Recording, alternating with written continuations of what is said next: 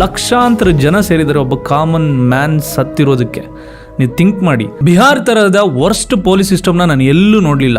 Just BSc ಓದ್ತಿದ್ದಂಥ ಒಬ್ಬ ಹುಡುಗ social activist ಆಗಿರ್ತಾನೆ, ಅಲ್ಲಿ ಜನಗಳ ಸಮಸ್ಯೆಗಳನ್ನ ಕೇಳಿಕೊಂಡು ಇವನು ವಾಯ್ಸ್ ಆಗಿರ್ತಾನೆ, ಅಲ್ಲಿರುವಂಥ ಅಡ್ಮಿನಿಸ್ಟ್ರೇಷನ್ಗಳಿಗೆ ಕೆಲಸ ಮಾಡಿಸಿ ಈ ಸಮಸ್ಯೆನ ಪರಿಹಾರ ಮಾಡಿಸಿ ಅಂತ ಕೇಳ್ತಾ ಇರ್ತಾನೆ. ಆತ ಒಂದೇ ಒಂದು ತಪ್ಪನ್ನ ಮಾಡ್ತಾನೆ, ಅದೇನಂದರೆ ಗನ್ನನ್ನು ಪರ್ಚೇಸ್ ಮಾಡಿಬಿಟ್ಟು ಪೊಲೀಸ್ನವ್ರನ್ನ ಮತ್ತು ಅಲ್ಲಿ ಅಡ್ಮಿನಿಸ್ಟ್ರೇಟರ್ ಯಾರಿರ್ತಾರೆ ಗೌರ್ನಮೆಂಟ್ ಅಧಿಕಾರಿಗಳನ್ನ ಅವ್ರನ್ನ ಸ್ವಲ್ಪ ಅಂದರೆ ಬರೀ ಮಾತಲ್ಲಿ ಹೇಳಿದ್ರೆ ಅವ್ರು ಕೇಳಲ್ಲ ಅಂತ ಹೇಳ್ಬಿಟ್ಟು ಗನ್ನನ್ನೆಲ್ಲ ತೋರಿಸ್ಕೊಂಡು ಸ್ವಲ್ಪ ಮಾತಾಡ್ತಾ ಇರ್ತಾನೆ. ಆ ಒಂದು ತಪ್ಪು ಆತನ ಪ್ರಾಣವನ್ನು ತೆಗೆದಾಕ್ಬಿಡುತ್ತೆ. ಏನದು ಬಿಹಾರಲ್ಲಿ ನಡೆದಂತ ಈ ಒಂದು ಘಟನೆ, ಯಾಕೆ ಆತನನ್ನ ಎನ್ಕೌಂಟರ್ ಅಂತ ಹೇಳ್ಬಿಟ್ಟು ಪೊಲೀಸ್ನವ್ರು ಕೊಟ್ಟಿರುವಂತ ಸ್ಟೇಟ್ಮೆಂಟ್ ನ ಕೇಳಿದ್ರೆ ಪೊಲೀಸ್ನವ್ರು ಇಂಥ ನೀಚ ಕೆಲಸಕ್ಕೆ ಇಳಿತಾರ ಅಂತ ನಿಮ್ಗೆ ಅನ್ಸ್ಬೋದು. ಅದಲ್ಲದೆ ಈಗ ಅವರ ಫ್ಯಾಮಿಲಿಯವರು ಅಲ್ಲಿ ಜನ ಸೇರಿರೋದನ್ನ ನೋಡಿದ್ರೆ ಎಂಥವ್ರು ಸಹ ಆಶ್ಚರ್ಯ ಆಗ್ತಾರೆ. ಲಕ್ಷಾಂತರ ಜನ ಸೇರಿದರೆ ಒಬ್ಬ ಕಾಮನ್ ಮ್ಯಾನ್ ಸತ್ತಿರೋದಕ್ಕೆ. ನೀವು ಥಿಂಕ್ ಮಾಡಿ, ಸುಮ್ಮನೆ ಯಾರಾದ್ರೂ ಜನ ಸೇರ್ಕೊಂಡ್ಬಿಡ್ತಾರ? ಸೇರೋದಿಲ್ಲ. ಅಂಡ್ ನಿಮ್ಗಳಿಗೆಲ್ಲ ಒಂದು ಕ್ವಶನ್ನ ಕೇಳಬೇಕು. ಪ್ರತಿ ರಿಲೇಟೆಡ್ ಕಂಟೆಂಟ್ನ ನಾನು ಮಾಡಿದಾಗ ಒಂದು ರಿಲೇಟೆಡ್ ಕ್ವಶನ್ನ ಕೇಳ್ತೀನಿ, ನೀವುಗಳು ಆನ್ಸರ್ ಮಾಡಬೇಕು ಹಾನೆಸ್ಟ್ ಆಗಿ. There is no judgement here. ನೀವುಗಳು ಯಾವುದಾದ್ರೂ ಒಂದು ಕೆಲಸದ ವಿಚಾರವಾಗಿ ಯಾವುದಾದ್ರೂ ಒಂದು ಗವರ್ನಮೆಂಟ್ ಆಫೀಸ್ಗೆ ಹೋಗಿ ನಿಮ್ಮ ಕೆಲಸಕ್ಕೋಸ್ಕರ ನೀವು ಎಷ್ಟು ದಿನ ಅಲಿತೀರಾ? ಅದು ಈಸಿ ಜಾಬ್ ಅನ್ಸ್ಬೋದಾ ನಿಮಗೆ? ಟಕ್ಕಂತ ಕೆಲಸ ಮುಗಿದೋಗ್ಬಿಡ್ಬೋದು, ಏನಿಲ್ಲ ಒಂದು ಸೈನ್ ಹಾಕ್ಬೋದು, ಒಂದಿರುತ್ತೆ, ಒಂದೇನೋ ಒಂದು ವೆರಿಫಿಕೇಷನ್ ಮಾಡೋದಿರುತ್ತೆ, ಮತ್ತೊಂದೇನೋ ಇರುತ್ತೆ. ಆದರೆ ಅವರು ನಿಮ್ಮನ್ನು ಬೇಕು ಅಂತಲೇ ಯಾಕೆ ವೆಯ್ಟ್ ಮಾಡಿಸ್ತಾರೆ? ನೋಡೋಣ, ಆನ್ಸರ್ ಮಾಡಿ. ತುಂಬ ಜನಕ್ಕೆ ಗೊತ್ತಿರುತ್ತೆ, ಬೇಕು ಅಂತಲೇ ನಿಮ್ಮನ್ನು ವೆಯ್ಟ್ ಮಾಡಿಸ್ತಾರೆ. ಈ ಒಂದು ಪರಿಸ್ಥಿತಿ ನಿಮಗೂ ಆಗಿದ್ರೆ ಕಮೆಂಟ್ ಮಾಡಿ, ಹೇಳಿ ನೋಡೋಣ ನಿಮ್ಮ ಸ್ಟೋರಿ ಹೇಗಿದೆ ಅಂತ ಹೇಳ್ಬಿಟ್ಟು. ನಮ್ಮ ಸುತ್ತಮುತ್ತ ನಡೀತಿರುವಂಥ ಟ್ರೆಂಡಿಂಗ್ ಟಾಪಿಕ್ಗಳನ್ನ ನಿಮಗೆ ಅರ್ಥ ಆಗೋ ರೀತಿ ತಿಳಿಸುವಂಥ ಪ್ರಯತ್ನ ನಂದು. Let's get in to Bharat Bhushan Tiwari case.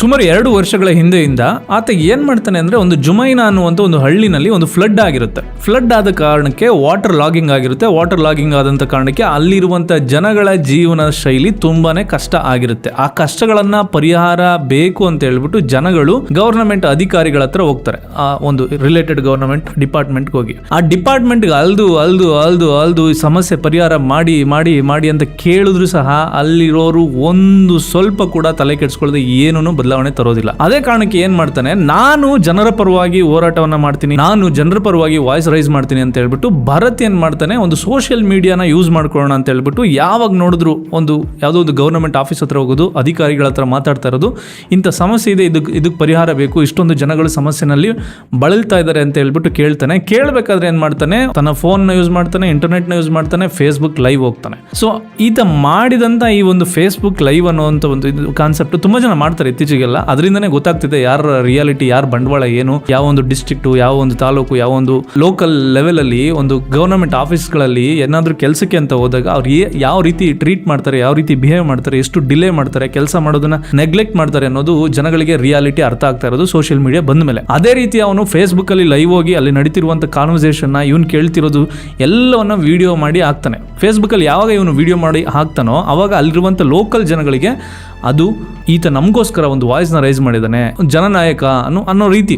Like ಯಾರಾದರೂ ಒಬ್ರು ರೆಪ್ರೆಸೆಂಟೇಟಿವ್ ಜನಗಳ ಪರವಾಗಿ ಏನಾದರೂ ಮಾತಾಡಿದ್ರೆ ಅವಾಗ ಜನಗಳು ಫೀಲ್ ಆಗ್ತಾರೆ, ನಮಗೋಸ್ಕರ ಕೇಳೋದಕ್ಕೆ ಒಬ್ಬ ವ್ಯಕ್ತಿ ಇದ್ದಾನೆ ಅಂತ ಹೇಳ್ಬಿಟ್ಟು. In fact most of the people ಏನಿರ್ತಾರೆ ಸ್ವಲ್ಪ ಲಿಟರೇಟ್ ಇರೋದಿಲ್ಲ, ಅಂದರೆ ಅವರಿಗೆ ಎಜುಕೇಷನ್ ಇರೋದಿಲ್ಲ, ಯಾವ ರೀತಿ ಅಪ್ರೋಚ್ ಮಾಡಬೇಕು, ಯಾರನ್ನು ಅಪ್ರೋಚ್ ಮಾಡಬೇಕು, ಏನು ಕೇಳಬೇಕು ಅನ್ನೋದು ಗೊತ್ತಿರೋದಿಲ್ಲ, ಅವ್ರಿಗಿರುವಂಥ ಅಧಿಕಾರ ಗೊತ್ತಿರೋದಿಲ್ಲ. ಜನಸಾಮಾನ್ಯರು ಅದೇ ಕಾರಣಕ್ಕೆ ಗವರ್ನಮೆಂಟ್ ಅಧಿಕಾರಿಗಳಿಗೆ ತುಂಬ ರೆಸ್ಪೆಕ್ಟ್ ಕೊಡ್ತಾರೆ, ಅವ್ರೇನಾದರೂ ಹೇಳಿದ್ರೆ ಸ್ವಲ್ಪ ಭಯ ಪಡ್ತಾರೆ.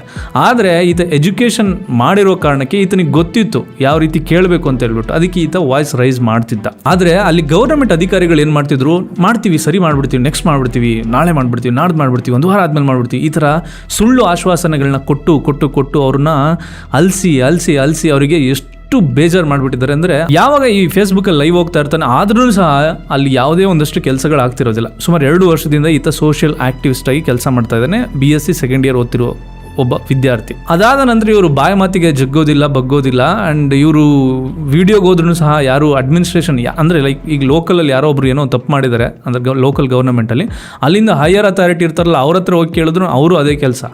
ಅದಕ್ಕೆ ಇವನು ಏನು ಮಾಡಿದ್ದಾನೆ, ಗನ್ನನ್ನು ಪರ್ಚೇಸ್ ಮಾಡಿಬಿಟ್ಟಿದ್ದಾನೆ. This is the only mistake. ಅಂದರೆ ಇಲ್ಲೀಗಲ್, ಇಟ್ ಈಸ್ ಇಲ್ಲೀಗಲ್.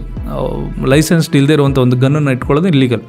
ಆ ಗನ್ನನ್ನು ಪರ್ಚೇಸ್ ಮಾಡಿಬಿಟ್ಟು ಕೆಲವು ಲೋಕಲ್ ಅಡ್ಮಿನಿಸ್ಟ್ರೇಷನ್ ಯಾರು ಗೌರ್ಮೆಂಟ್ ಆಫೀಸರ್ಗಳಿದ್ದಾರೆ ಅವರಿಗೆ ಎದುರಿಸಿದ್ದಾನೆ, ಈ ಕೆಲಸ ಮಾಡಲಿಲ್ಲ ಅಂದರೆ ಅಷ್ಟೇ ನಿಮ್ಮದು ಅಂತ ಹೇಳ್ಬಿಟ್ಟು. ಈತ ಮಾಡಿದ ಈ ಒಂದು ತಪ್ಪಿನಿಂದ ಏನಾಗುತ್ತೆ, ಪೊಲೀಸ್ನವರು ಅವ್ನ ಮನೆ ಹತ್ರ ಹೋಗ್ತಾರೆ, ಮನೆ ಹತ್ರ ಹೋಗ್ಬಿಟ್ಟು ಗನ್ನು ಕೊಟ್ಬಿಡು, ನೀನು ಸರೆಂಡರ್ ಆಗ್ಬಿಡು ಅಂತ ಹೇಳ್ತಾರೆ. ನಾನು ಏನು ತಪ್ಪು ಮಾಡಿದ್ದೀನಿ ಅಂತ ಸರೆಂಡರ್ ಆಗಬೇಕು ಅಂತ ಹೇಳ್ಬಿಟ್ಟು ಅವ್ನು ಕ್ವಶನ್ ಕೇಳ್ತಾರೆ. ಆದ್ರೂ ಸಹ ಮಲ್ಟಿಪಲ್ ಟೈಮ್ಸು ಆತನ ಮನೆಗೆ ಗವರ್ನಮೆಂಟ್ ಅಧಿಕಾರಿಗಳು ಹೋದಾಗ್ಲೂ ಸಹ ಈ ವಿಡಿಯೋದಲ್ಲಿ ನೀವು ಸಹ ಬರಬೇಕು, ಹಿಂದೆ ನಿಂತ್ಕೊಂಡು ಮಾತಾಡಿ ಅಂತೆಲ್ಲ ಹೇಳಿದ್ದಾನೆ. ಆ ಗನ್ನನ್ನು ಇಟ್ಕೊಂಡಿರೋ ಕಾರಣಕ್ಕೆ ಪೊಲೀಸ್ನವರು ಈತನ ಮೇಲೆ ಒಂದು ನೆಗೆಟಿವ್ ಅಲಿಗೇಷನ್ ಹಾಕಿರ್ತಾರೆ.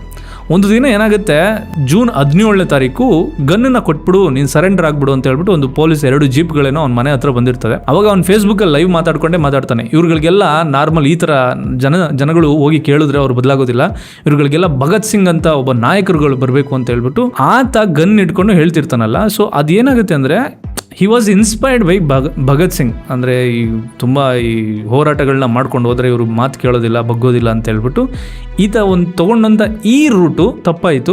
ಭಗತ್ ಸಿಂಗ್ ಅವರ ಹೆಸರು, ಅವ್ರು ಮಾಡಿರುವಂಥ ಕೆಲಸಗಳನ್ನು ಇವನು ಫಾಲೋ ಮಾಡಿದ್ದು, ದಟ್ಸ್ ಆಲ್ ಗುಡ್. ಬಟ್ ಆತನ ಕೈಯಲ್ಲಿ ಇದ್ದಂಥ ಆ ಗನ್ನು ಈತನ ಜೀವಕ್ಕೆ ಅಪಾಯ ಆಯಿತು. ಏನಾಗುತ್ತೆ, ಜೂನ್ 17ನೇ ತಾರೀಕು ಆತ ವಿಡಿಯೋದಲ್ಲಿ ಲೈವಲ್ಲೇ ಆ ಗನ್ನನ್ನು ನೀವು ತೊಗೊಂಬಿಡಿ ಅಂತ ಹೇಳ್ಬಿಟ್ಟು ಪೊಲೀಸ್ ಹತ್ರ ಎಸಿತಾನೆ. ಪೊಲೀಸ್ನವರು ಆ ಗನ್ನನ್ನು ತಗೊಂಡಾದ ನಂತರ ಸುಮಾರು ಗಂಟೆಗಳ ನಂತರ ಆತನನ್ನು ಎನ್ಕೌಂಟರ್ ಮಾಡಿ ಸಾಯಿಸ್ತಾರೆ. ಎನ್ಕೌಂಟರ್ ಮಾಡಿದ ಮೇಲೆ ಪೊಲೀಸ್ನವ್ರು ಕೊಟ್ಟಂಥ ಸ್ಟೋರಿನೇ ಬೇರೆ, ಫ್ಯಾಮಿಲಿ ಆ್ಯಂಡ್ ಅಲ್ಲಿದ್ದಂಥ ವಿಟ್ನೆಸ್ ಕೊಟ್ಟಂಥ ಸ್ಟೋರಿನೇ ಬೇರೆ.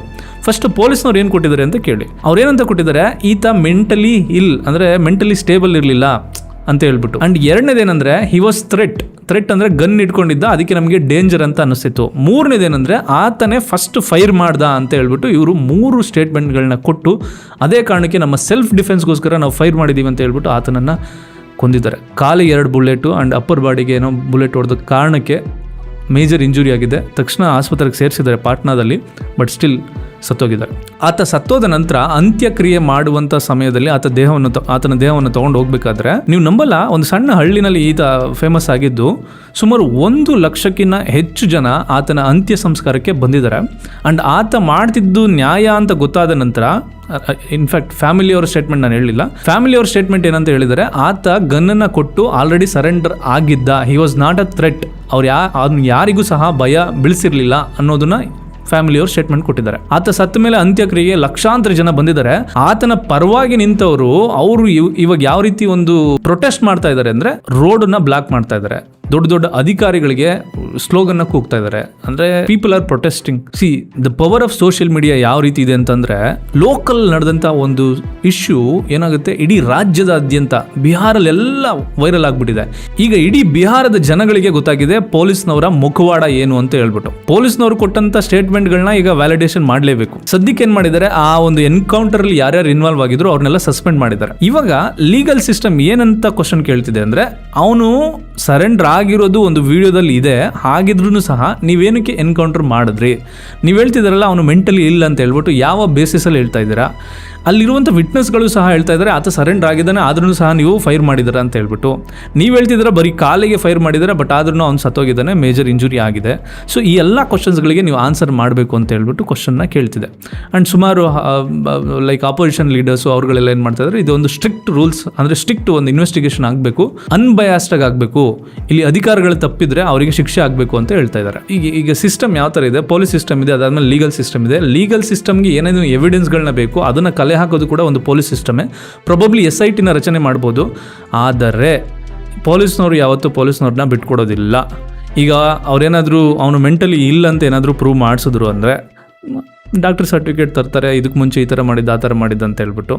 ಆತನೇ ಫೈರ್ ಮಾಡಿದ್ದಾನೆ ಅಂತ ಏನಾದರೂ ಪ್ರೂವ್ ಮಾಡಿಸಿದ್ರೆ, ಮಾಮೂಲಿ ಎಷ್ಟೋ ಫಿಲಮ್ಗಳಲ್ಲಿ ನೋಡಿಲ್ಲ, ಪೊಲೀಸ್ನವ್ರ ಕೈಗೆ ಶೂಟ್ ಮಾಡಿಕೊಂಡು ಫಸ್ಟ್ ಅವ್ರನ್ನ ಶೂಟ್ ಮಾಡ್ದೆ, ಅದಕ್ಕೆ ನಾವು ಶೂಟ್ ಮಾಡ್ದು ಅಂತ ಹೇಳ್ಬಿಟ್ಟು ಈ ಥರ ಮಾಡಬಹುದು. ನೆಕ್ಸ್ಟು ಪೊಲೀಸ್ ಸಿಸ್ಟಮಲ್ಲಿ ಪೊಲೀಸ್ನವ್ರನ್ನ ಯಾವತ್ತೂ ಪ್ರೊಟೆಕ್ಟ್ ಮಾಡ್ತಾರೆ. ಯಾಕೆ ಅಂತಂದರೆ ಅವಾಗ ಒಂದು ಪೊಲೀಸ್ ಸಿಸ್ಟಮ್ಗೆ ಅವಮಾನ ಆಗಿಬಿಡುತ್ತೆ, ಒಂದು ಕಪ್ಪು ಚುಕ್ಕಿ ಬಿದ್ದುಬಿಡುತ್ತೆ ಅನ್ನೋ ಒಂದು ಕಾರಣಕ್ಕೆ ಬಿಹಾರಲ್ಲಿ ಪಾಲಿಟಿಕ್ಸ್ ವರ್ಸ್ಟ್ ಆಗಿದೆ. ಆ್ಯಂಡ್ ಈ ಥರ ಕೃತ್ಯಗಳು ನೋಡ್ತಾ ಇದ್ರೆ ದರ್ ಇಸ್ ನೋ ಕಂಟ್ರೋಲ್ ಅನ್ಸುತ್ತೆ. ಥಿಂಕ್ ಮಾಡಿ, ಒಬ್ಬ ಸರೆಂಡರ್ ಆಗಿರುವಂಥ ವಿದ್ಯಾರ್ಥಿನ ಕರ್ಕೊಂಡೋಗಿ ಅವ್ನು ಏನು ಇನ್ವೆಸ್ಟಿಗೇಷನ್ ಇದೆ ಅದನ್ನು ಮಾಡ್ಬೋದಾಗಿತ್ತಲ್ವಾ. It was a very easy job. ಆದರೆ ಇವ್ರು ಏನು ಮಾಡಿದ್ದಾರೆ, ಎನ್ಕೌಂಟರ್ ಮಾಡಿ ಆತನನ್ನು ಮುಗಿಸ್ಬಿಟ್ಟಿದ್ದಾರೆ. Because he was asking questions, he was raising his voice.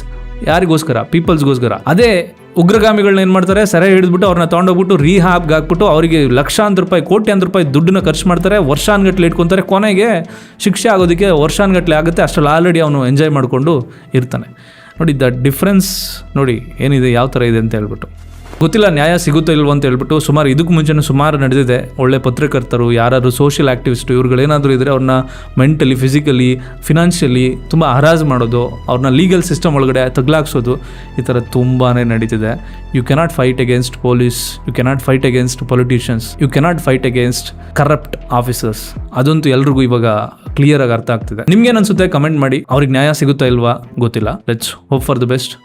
And ನಿಮ್ಗಳಿಗೆಲ್ಲ ಒಂದು ಕ್ವಶನ್ನ ಕೇಳಬೇಕು. ಪ್ರತಿ ರಿಲೇಟೆಡ್ ಕಂಟೆಂಟ್ನ ನಾನು ಮಾಡಿದಾಗ ಒಂದು ರಿಲೇಟೆಡ್ ಕ್ವಶನ್ನ ಕೇಳ್ತೀನಿ, ನೀವುಗಳು ಆನ್ಸರ್ ಮಾಡಬೇಕು ಹಾನೆಸ್ಟ್ ಆಗಿ. There is no judgement here. ನೀವುಗಳು ಯಾವುದಾದ್ರೂ ಒಂದು ಕೆಲಸದ ವಿಚಾರವಾಗಿ ಯಾವುದಾದ್ರೂ ಒಂದು ಗವರ್ನಮೆಂಟ್ ಆಫೀಸ್ಗೆ ಹೋಗಿ ನಿಮ್ಮ ಕೆಲಸಕ್ಕೋಸ್ಕರ ನೀವು ಎಷ್ಟು ದಿನ ಅಲಿತೀರಾ? ಅದು ಈಸಿ ಜಾಬ್ ಅನ್ಸ್ಬೋದಾ ನಿಮಗೆ? ಟಕ್ಕಂತ ಕೆಲಸ ಮುಗಿದೋಗ್ಬಿಡ್ಬೋದು, ಏನಿಲ್ಲ ಒಂದು ಸೈನ್ ಹಾಕ್ಬೋದು, ಒಂದಿರುತ್ತೆ, ಒಂದೇನೋ ಒಂದು ವೆರಿಫಿಕೇಷನ್ ಮಾಡೋದಿರುತ್ತೆ, ಮತ್ತೊಂದೇನೋ ಇರುತ್ತೆ. ಆದರೆ ಅವರು ನಿಮ್ಮನ್ನು ಬೇಕು ಅಂತಲೇ ಯಾಕೆ ವೆಯ್ಟ್ ಮಾಡಿಸ್ತಾರೆ? ನೋಡೋಣ, ಆನ್ಸರ್ ಮಾಡಿ. ತುಂಬ ಜನಕ್ಕೆ ಗೊತ್ತಿರುತ್ತೆ, ಬೇಕು ಅಂತಲೇ ನಿಮ್ಮನ್ನು ವೆಯ್ಟ್ ಮಾಡಿಸ್ತಾರೆ. ಈ ಒಂದು ಪರಿಸ್ಥಿತಿ ನಿಮಗೂ ಆಗಿದ್ರೆ ಕಮೆಂಟ್ ಮಾಡಿ, ಹೇಳಿ ನೋಡೋಣ ನಿಮ್ಮ ಸ್ಟೋರಿ ಹೇಗಿದೆ ಅಂತ ಹೇಳ್ಬಿಟ್ಟು. ಬಟ್ ನನಗೆ ಪರ್ಸ್ನಲಿ ಆಗಿದೆ. ಕಾಯಿಸ್ತಾರೆ, ಯಾಕೆ ಕಾಯಿಸ್ತಾರೆ ಅಂತ ನೆಕ್ಸ್ಟ್ ವಿಡಿಯೋದಲ್ಲಿ ಹೇಳ್ತೀನಿ. ನೆಕ್ಸ್ಟ್ ಈ ಥರ ರಿಲೇಟೆಡ್ ವಿಡಿಯೋ ಬಂದಾಗ ಖಂಡಿತ ಹೇಳ್ತೀನಿ. ನಮ್ಮ ಸುತ್ತಮುತ್ತ ನಡೀತಿರುವಂಥ ಟ್ರೆಂಡಿಂಗ್ ಟಾಪಿಕ್ಗಳನ್ನ ನಿಮಗೆ ಅರ್ಥ ಆಗೋ ರೀತಿ ತಿಳಿಸುವಂಥ ಪ್ರಯತ್ನ ನಂದು. ಈ ವಿಡಿಯೋಗೆ ನೀವೇನಾದರೂ ಹೊಸಬರಾಗಿದ್ದರೆ ಸಬ್ಸ್ಕ್ರೈಬ್ ಮಾಡ್ಕೊಳ್ಳಿ. ನೆಕ್ಸ್ಟ್ ವಿಡಿಯೋದಲ್ಲಿ ಸಿಗೋಣ. ಅಲ್ಲಿವರೆಗೂ ಪೀಸ್.